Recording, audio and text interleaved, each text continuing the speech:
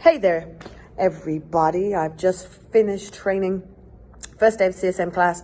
I'm a little parched because I've been talking, but I wanted to make sure I follow through on my commitment and we talk principles. We're talking principle number 1 of the Agile Manifesto today. And I'm going to read it for you, just in case you don't know what it is. Our highest priority is to satisfy the customer through early and continuous delivery of valuable software. That is principle number 1. How are we going to make it happen? Well, if our customer is number 1, which isn't that wonderful to know? Because I'm a customer, you're a customer too. So if we trade and do services with other Agile organizations, we will be number 1. Fabulous feeling. However, how do we make that happen in practice? Well, to make this principle a reality, number 1, we have got to collaborate. It means customer collaboration. Told you I've been talking all day. Customer collaboration, people, has got to be important. Customer collaboration is not one conversation. It is not 2 conversations. It is not 3 conversations. And it's not, let's just put in 4 as a bonus.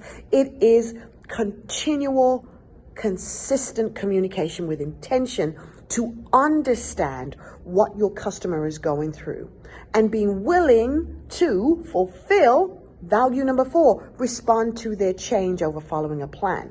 If we put the customer first and abide by this principle, we'll be able to see this in action. Now, what I love is that if we are continually delivering software, but what if we're not in the software zone? What if the genre isn't software? What if it's services? What if it's cookies? What if it's perfume? What if it's something else? It means consistently provide to your customer what they're asking for. If we're using Scrum, we're doing it in increments. If you're using another framework, you're doing it a different way. But whatever framework you choose, it must enable you to do this on a regular cadence so that you can hear from your customer real feedback.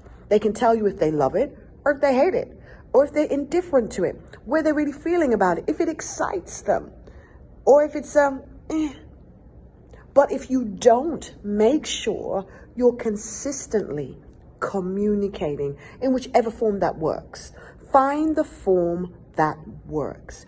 If you want to make your customer your highest priority, learn to understand them. Learn how to communicate with them so that you never have missed communication. Why do you have miscommunication, Lizzy? Because you're communicating to me in the wrong way. Maybe I'm a big visual. So when you communicate to me, you need to use pictures, you need to use diagrams. Maybe I'm a heavy kinetic. So when you're talking to me, you have to talk to me in touch words and give me something to interact and touch so that I feel connected. Because if not, I'm not understanding what you're saying. And if I'm a big auditory and you're talking 20 miles a minute all the time quite fast, I am not going to get it and you're going to exhaust me. So learn the style that works best for your customer. So when you're collaborating, communication, written, whichever style suits your customer, it will be effective. And as a result, you won't have miscommunication. If I'm going to keep my customer number 1, I have to treat them with relevance and importance. And this means I have to do the work to make sure my communication is consistent and clear.